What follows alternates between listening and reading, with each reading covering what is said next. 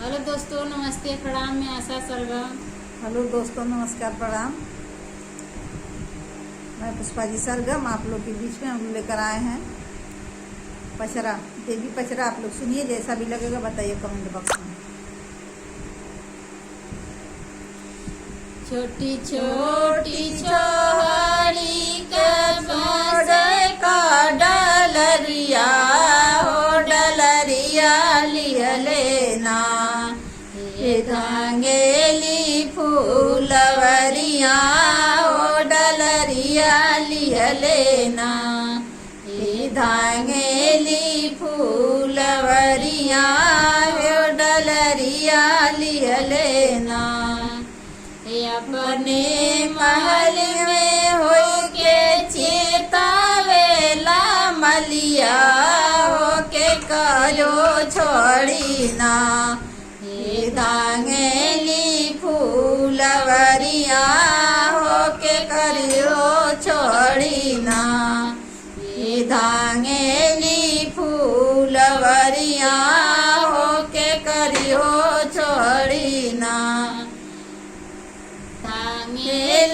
फूलवरिया हो के करियो छोड़ी ना, आँख तोर फूट मलिया जांगे गुणवा लागे हो नहीं रे चिनलाना, दिया बाबा का छोड़िया हो नहीं हो चिनलाना, दिया बाबा का छोड़िया हो नहीं रे चिनलाना।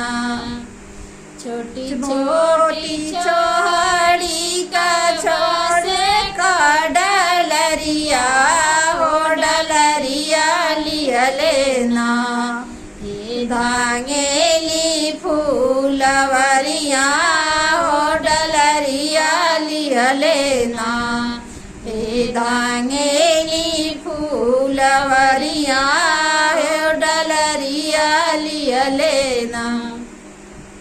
अपने महल में हो के चेतावेला मलिया हो के करियो छोड़ी ना, हे धांगेली फूलवरिया हो के करियो छोड़ी ना, हे धांगेली फूलवरिया हो के करियो छोड़ी ना। आँख तोर फूट मलिया जांगे गुणवा लागे हो नहीं हो चिनलाना, दुर्गा माई का छोड़िया हो नहीं रे चिनलाना, दुर्गा माई का छोड़िया